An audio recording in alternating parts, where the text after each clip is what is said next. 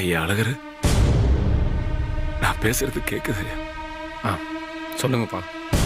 முதல்ல பூங்குடி ஏதாவது ஒரு கோயிலுக்கு கூட்டிட்டு போய் அவ கழுத்துல தாலியை கட்டு.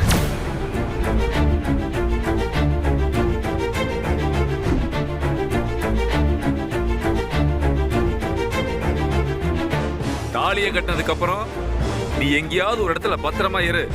நீ எங்க இருக்கியோ அந்த இடத்த சொல்லு, நான் அங்க வரேன். அதுக்கப்புறம் இந்த உலகமே உன்னை எதிர்த்தாலும் நான் பாத்துக்கிறேன்டா.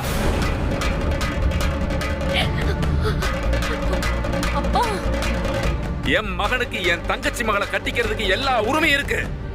அதனாலதான் இவன் தாலி கட்டிட்டான்னு சொல்லி நான் பேசிக்கிறேன்.